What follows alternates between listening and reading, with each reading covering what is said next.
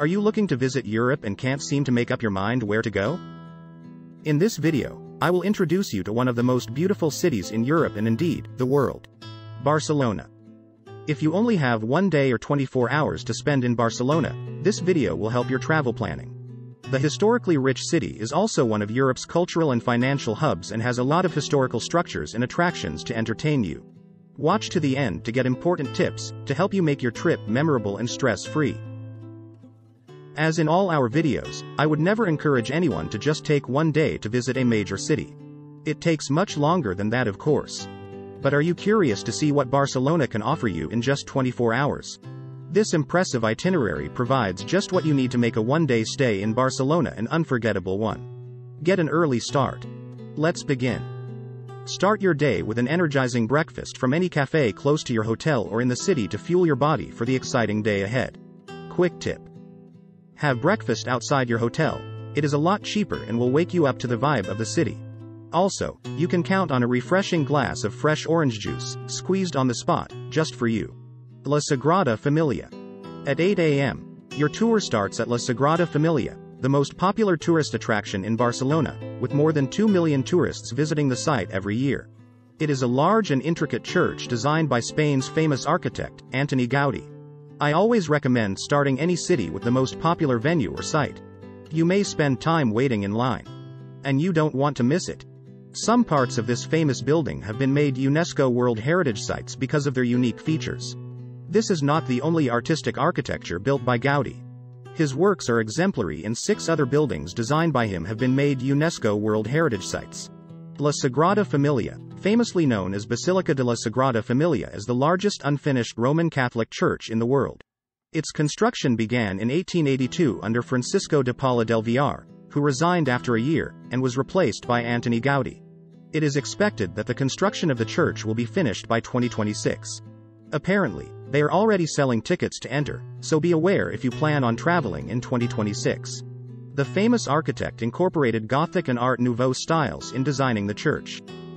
Interesting areas to see at La Sagrada Familia include the Nativity facade, which was all designed by Gaudi, the Charity portico vault where the Annunciation scene is depicted in sculptures, the Tree of Life, which stands on one of the porticos of the Nativity facade, and the spires.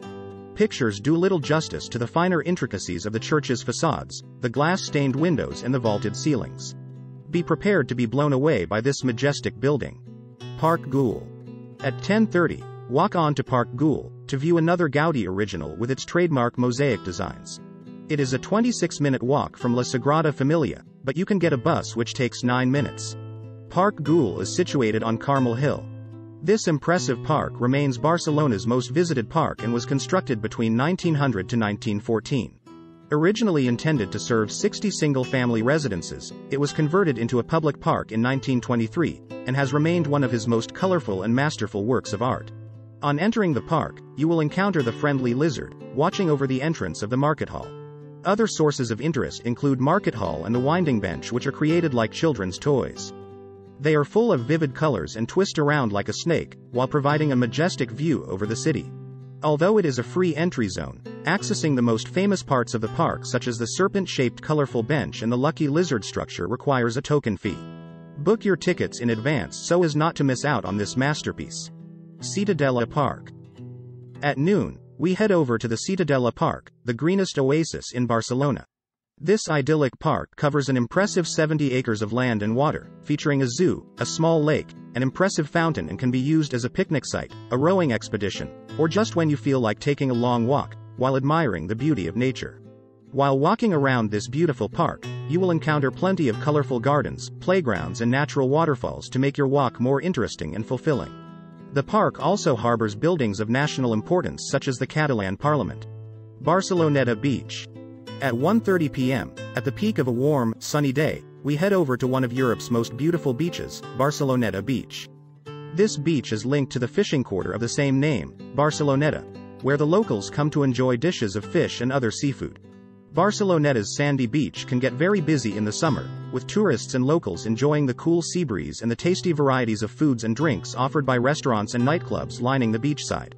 The beach hosts the 5-star W Hotel, an eye-catching sail-like structure with breathtaking design and magnificent views over Barcelona. You can walk through Rambla de Mar, a wooden walkway, which will take you to the Marie Magnum, a complex with shops and cinemas and a large aquarium. The stunning walkway provides a great view of Montjuïc as well. La Boqueria Market. We proceed to our next destination at 4 p.m. And it is the La Boqueria Market. This colorful and vivacious market is located in El Raval, with an entrance from La Rambla. It provides a wide variety of fruits and vegetables, native to Spain. Other food items such as nuts, seeds, sweets, meat, fish, cheese and dairy are sold at the market, and you can have a taste of the finest fruits and sweet treats which Barcelona has to offer. Even if you do not intend to buy anything, the market offers a thrilling explosion of colors from the fresh fruits and colorful umbrellas and stalls.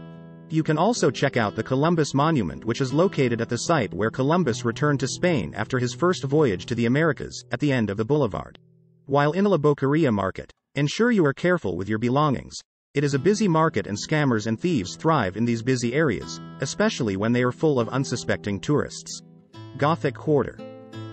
It is 5 p.m. and we will move on to the Gothic Quarter. The Gothic Quarter is the historic center of the old city of Barcelona and stretches from La Rambla to the Mediterranean seafront. The old city boasts of historical structures such as the remains of the Roman wall, several medieval landmarks, and a labyrinth of small streets opening out into squares. Some of its current structures were erected in the 19th and early 20th centuries. Nearby is the Plaça de Catalonia, a large square which is considered as the city center and the place where the old city and the 19th century meet. Some of the activities to engage in the Gothic Quarter include sightseeing the Cathedral of the Holy Cross and St. Eulalia, with its Gothic architecture. We are close to the end of the day. What a day of adventure! Montjuïc. It's 7 p.m. and if you are not tired, take the cable car to Montjuïc Castle and get amazing views of the city including the Olympic Village. Check out the Magic Fountain, an artistic combination display of water, music and light, which is located below the Palau Nacional. Originally built in 1929, the fountain was damaged during the Spanish Civil War, was restored in 1992 and now provides a spectacular light show to its countless visitors every year. As promised, here are some important travel tips. 1. Get a Spanish language book that is for Spain, not other Spanish-speaking countries. The language and dialect are different as they speak both Spanish and Catalan in Barcelona. 2.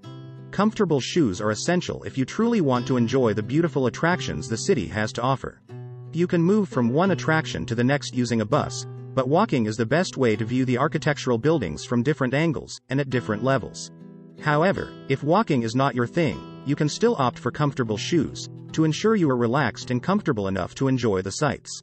You can also skip some of the suggested attractions depending on when you start and how tired you feel as the day progresses. To continue your travel journeys, click here. Have fun in Barcelona, happy travels and thanks for watching.